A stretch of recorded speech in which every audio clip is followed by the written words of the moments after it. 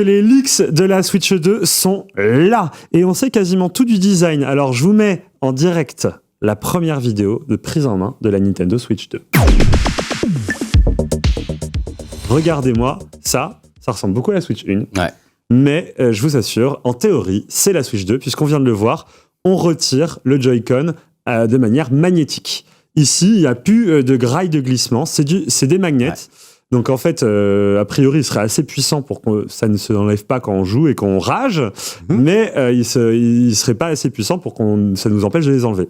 On voit que du coup, il y a une espèce d'épaisseur qui a été fait sur le rail à l'époque, pour avoir des vrais boutons en gâchette. Et surtout, si on regarde, alors il y aura d'autres images après, on peut voir que l'indicateur, si vous êtes premier, deuxième ou troisième joueur, il est en fait en face de vous, il est plus au-dessus de la tranche. Ouais. Ensuite, on voit la console. En réalité, hop là, vous allez voir, il va le remagnéter. Donc en fait, le rail est plus profond. Voilà, là, c'est magnété et hop, ça bouge plus quoi. Et on voit qu'il y a une petite force quand même pour le retirer. Donc c'est quand même intéressant. Au niveau du design, on peut voir une photo suivante. Au niveau du design, dans son ensemble, la Switch, elle a un nouveau bouton sous le bouton Home. Donc si on peut juste afficher en régie la nouvelle image. Voilà, bon, je crois qu'il n'y a plus personne en régie. Le bouton C, ouais. Voilà, bon, alors là, il était en train de le toucher. Ah, parfait. Ah, voilà, on voit. Sur la Switch, il y a donc le bouton Home, vous savez le repérer. Il est sous le Joy-Con. Il est à la fin, il est en bas du Joy-Con qui est à droite. Et en fait, juste en dessous, il y a un nouveau bouton carré. On ne sait pas à quoi il sert, puisque le bouton carré qui est à l'opposé, on sait que c'est pour faire les captures d'écran et les captures vidéo. En dessous, il y a un bouton carré, on ne sait pas à quoi il sert. Ouais. Le bouton C, il s'appelle en plus. Ouais. Mais ça veut dire quoi, ce C? Alors, c'est un peu le mystère. Hein. Ouais, et on n'a aucune idée de ce à quoi il peut servir. À tout moment, ils nous ressortent un truc un peu fou, type réseau social, partage immédiat. Ouais, j'espère tellement pas. Mais j'espère pas du tout non plus. Et en fait, je n'ai aucune idée. Peut-être, moi je me suis dit, c'est peut-être un bouton simple pour désactiver les magnets des Joy-Con. Je crois qu'il y a des boutons à l'arrière. Alors justement, aimants, donc... je ne sais pas si ces boutons à l'arrière, parce que là on les voit, voilà, regardez à l'arrière. Donc là les Joy-Con, on peut déjà voir que les Joy-Con, ils ont une profondeur. Mais pour la prise en main, ça c'est très bien. Voilà, on s'approche un peu plus d'un Stream Deck qui est très bon en prise en main.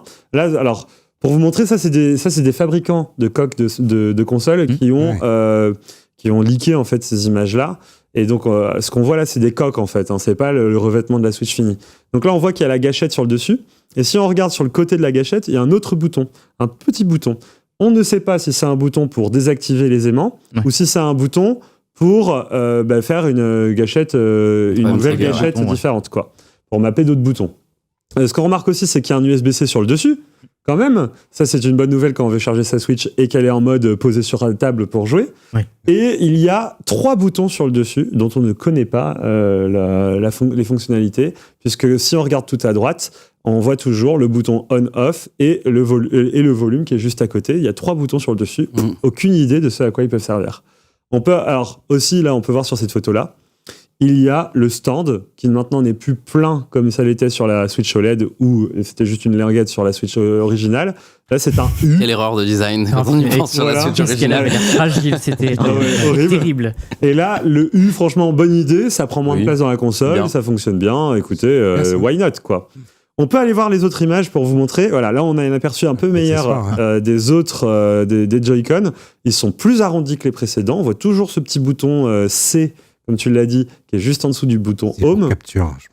Mais alors, capture, il y a déjà un bouton capture. Ils l'ont déplacé. Quoi ? Ils l'ont déplacé. Mais il y a un autre bouton carré alors. Oui. Je sais pas, j'ai vu des rumeurs qui disaient qu'il y aurait peut-être un mode Wii U pour jouer sur la télé en tenant la console et que le bouton C permettrait de passer là-dessus. Mais bon, de là, il n'y a pas de confirmation, quoi.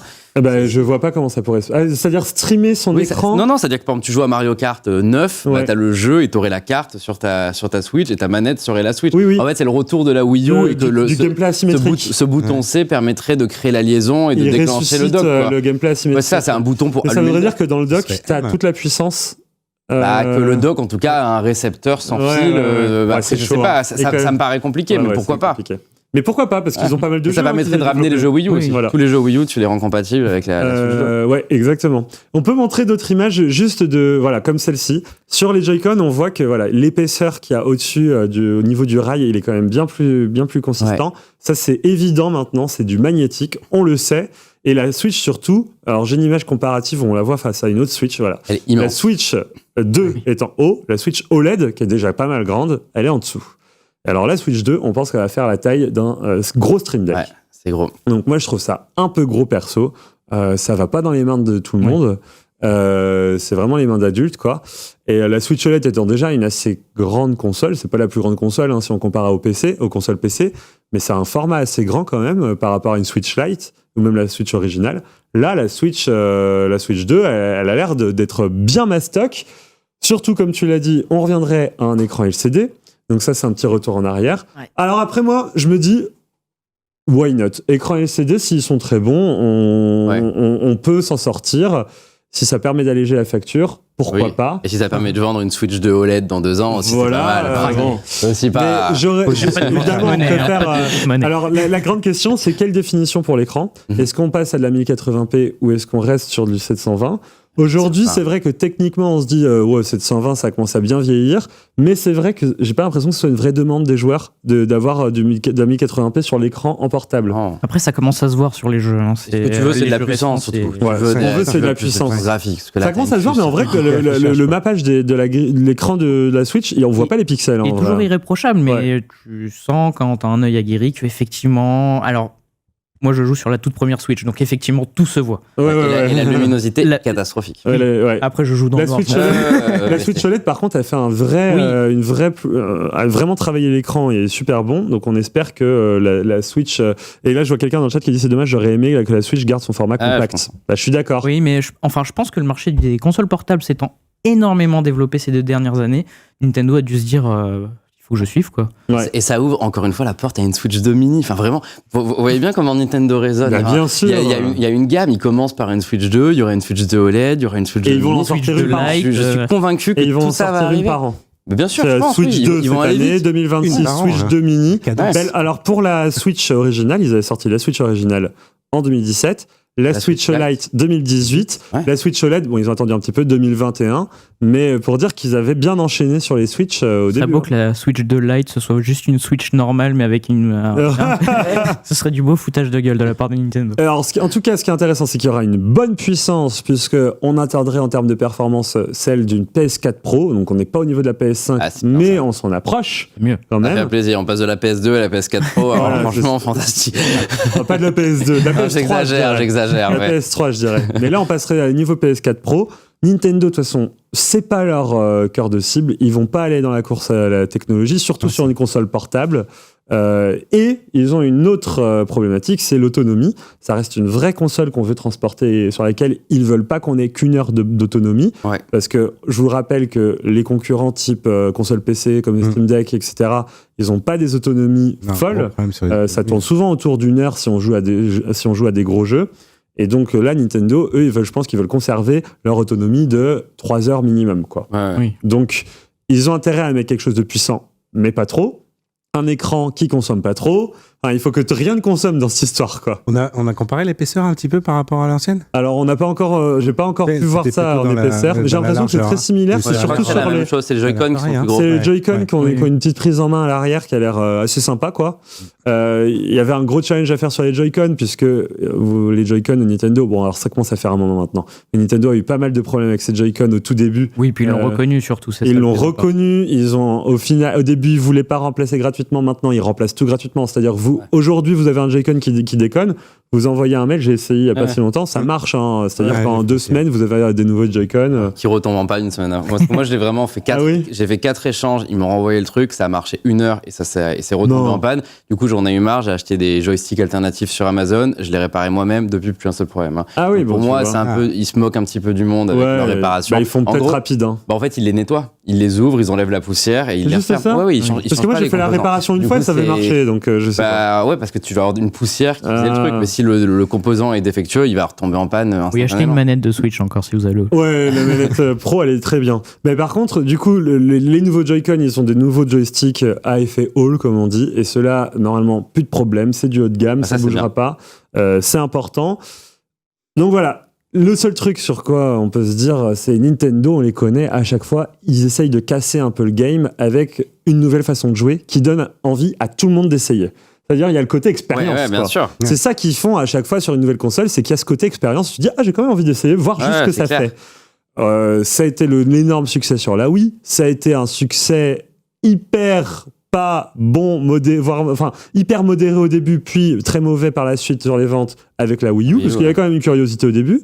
Puis, sur la Switch, ils ont réussi à allier le meilleur des deux mondes entre la Wii U et la Wii, et à faire quelque chose d'assez fou, en supprimant quand même une gamme, celle de la DS, qui marchait très très bien à l'époque. La 3DS a été une console qui s'est très très bien vendue. Ils ont quand même supprimé cette gamme-là, pour revenir sur une console unique sur laquelle ils font tous leurs jeux, ils se concentrent sur la console. Donc là, la question, c'est est-ce que cette stratégie de faire une console un peu pro, parce que on voit sur les leaks, c'est pas une console qui va venir révolutionner la façon de jouer. Sauf si ces nouveaux boutons qu'il y a à l'arrière, le nouveau bouton qui arrive change quelque chose, j'y crois pas trop. Mais j'ai un questionnement là-dessus. Je me demande comment Nintendo va réussir à vraiment donner la curiosité sur cette console. Et ben moi, je pense qu'au final, ça risque d'être avec les jeux. Parce qu'il y a Mario Kart 9 qu'on attend de pied ferme, parce que Mario Kart 8, ça a quand même, je crois, quasiment 10 ans maintenant. Et qu'ils ont terminé la foire au DLC sur Mario Kart 8 depuis maintenant 1 an. Donc, en théorie, Mario Kart 9, il doit être dans les cartons, il doit être prêt. Il y a intérêt qu'il soit très original et qu'il donne envie aux gens de jouer. Et exclusif à la Switch 2, c'est un point fort. Après, est-ce qu'ils iront, ça serait osé de le lancer. Ils vont le lancer exclusif. Oui, c'est sûr. Ouais. Nintendo, par contre, ça n'a jamais été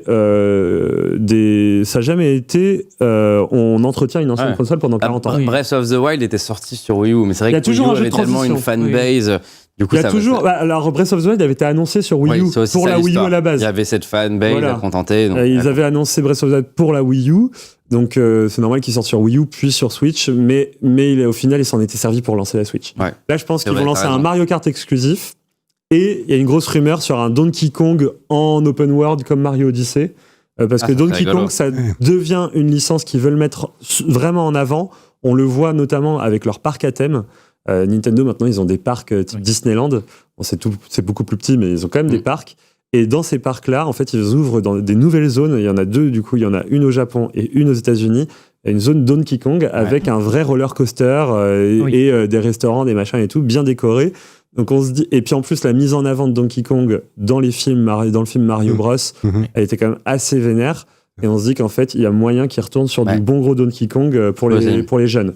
Je pense qu'il y a un Mario Kart tout public, Donkey Kong pour les jeunes en mode open world, et Metroid Prime 4, qui a été annoncé sur la Switch à l'origine. Donc je pense que ça va être le jeu de la transition. Ça va être le jeu. Ça va être peut-être le Pokémon Legend Arceus. Et Pokémon Legend. Enfin, c'est pas Arceus, c'est ZA. Pokémon ZA, qui a eu des teasers intéressants, parce qu'ils annonçaient une espèce de ville connectée, etc. Et on va voir si, ça j'ai un peu plus de doutes, parce que Pokémon ça n'a jamais été des démos techniques, mais il y a moyen que du coup ils profitent quand même d'une technicité un peu meilleure sur la Switch 2 pour pouvoir rendre un jeu plus sympa. Parce que le dernier Pokémon violet et rouge était sympa. Il est sympa, mais graphiquement, il subissait la puissance de la Switch. Voilà. Mais non, c'est très possible qu'il y ait ça. Il y a une grosse rumeur aussi sur un Zelda Breath of the Wild reboot, donc le jeu original en remake pour la Switch 2. En 4K, tout ça serait pas mal. Voilà, je sais pas si ça marcherait, parce que ça reste un jeu qui reste un peu récent. Il était sorti en 2017. Ouais, mais il a ses fans. Il a ses fans, donc est-ce que les gens seraient prêts à racheter ? Moi, j'aurais plus pensé à des vieux jeux Zelda tout remasterisés, genre Twilight Princess, pour la Switch 2, mais peut-être que Breath of the Wild est devenu plus iconique et que... finalement... Après, la Switch a été généreuse en jeux Zelda, ce qui est assez rare, puisque normalement, toutes les générations en ont 3-4. Là, il y en a eu... il y a eu ça, mais il y a eu Hyrule Warriors, il y a eu le DLC, il y a eu le Echoes of the Wisdom avec Zelda, et il y a eu le Link's Awakening, donc il y a vraiment beaucoup. C'est vrai. Donc là, on va voir, mais ça commence à bien se dessiner, et surtout, il y a une date. C'est-à-dire que là, il y a vraiment plein de leakers qui se sont mis d'accord pour dire... Eh ben, le prochain jeu, le prochaine console Switch 2, elle sera annoncée avant le 15 janvier. Ouais, j'y crois aussi. Moi, je pense que ça sera une annonce en plein CES, histoire de casser le truc. Voilà, il y a moyen avec des accessoires, plein de choses. Apple sur l'IFA, il y a moyen. C'est bien, je suis à Paris, je vais y aller. Il y a moyen parce que c'est vraiment si tu regardes le planning de promotion de la Switch originelle, c'était à peu près ça. C'est-à-dire qu'ils avaient lancé un trailer, alors c'était l'année précédente, c'était genre en novembre, mais ils avaient lancé un trailer comme ça, de but en blanc, sans rien dire, de la Switch.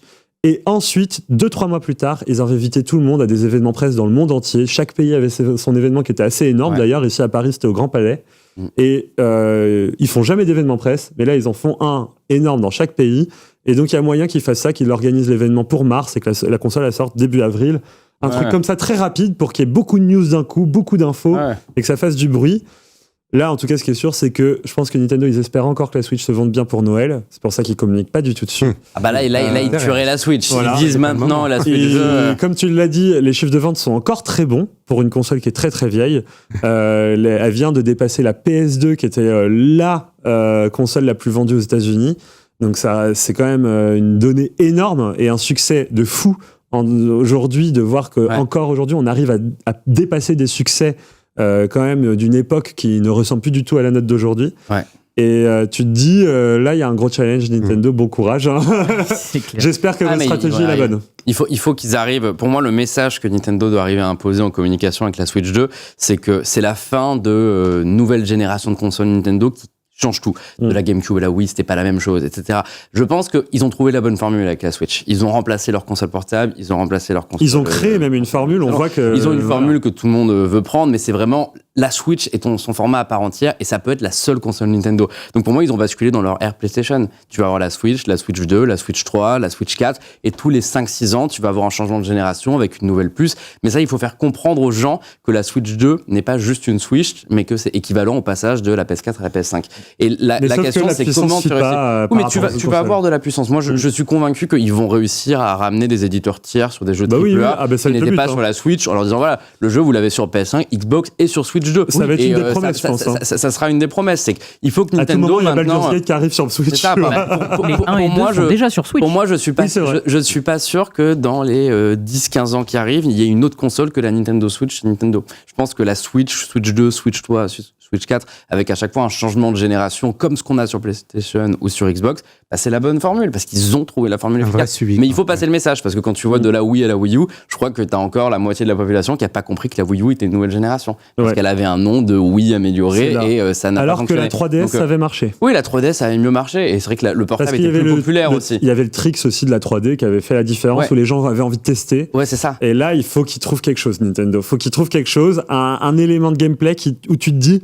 Ah, pas mal, j'ai envie de tester ce nouveau Mario Kart, ça va changer quelque chose, mais au-delà du jeu, dans le hardware. Et moi, je crois à une chose, c'est que la Switch 2, c'est la nouvelle console, la suite de la Switch, mais qu'il y en aura une autre. Je sais pas quoi. Mais j'imagine une espèce de Game Boy, un truc comme ça. On n'est pas l'ambiri d'une dinguerie. Mais ouais, moi j'imagine. Je pense pas qu'ils vont l'annoncer là maintenant, dans janvier, mais moi je crois dur comme fer. Alors, pour avoir été en Chine, avoir été dans les locaux d'Ayaneo, etc., et en avoir discuté avec eux, je crois dur comme fer qu'ils sont capables de sortir une espèce de console format Game Boy pour jouer à leurs vieux jeux, même des jeux GameCube, quoi. Et de sortir une petite console qui coûterait pas cher du tout, un truc genre 150 balles, 160 €, et dégainer ça, et juste histoire de faire une console, et au final qui se vendrait énormément. Ouais, le rétro, ça a vraiment du succès aussi. Bah oui, surtout en ce moment. Donc voilà, écoutez, on verra bien ce que ça va donner début janvier, mais... va y avoir de la news là-dessus, et on va voir comment cette console sera reçue. Et moi, c'est là-dessus que j'ai un peu peur. Très impatient. Effectivement, est-ce que les gens vont bien comprendre la promesse ou pas? Moi, sincèrement, je pense que oui, parce que la Switch est tellement forte, tellement populaire que il suffit d'un bon jeu, il suffit d'un Mario Kart 9, d'un bon bundle de lancement. Il faut que ce soit bon. De vraies performances graphiques aussi, d'avoir un truc un peu joli. Et je suis sûr que ça va cartonner. Je suis pas trop inquiet pour la Switch. Pour moi, elle va marcher. Et surtout que Nintendo sait faire un truc, c'est qu'ils savent développer des jeux sur leur console. Et souvent, les line-up de début, c'est leur jeu. Et ils les maîtrisent. Et souvent, du coup, même si c'est une puissance qui est moindre que celle d'une PS5, bien sûr, ils vont réussir à optimiser pour faire l'illusion et pour te faire « Ah ouais, quand même, là, ça envoie. » Ouais, c'est clair. Donc, on verra bien.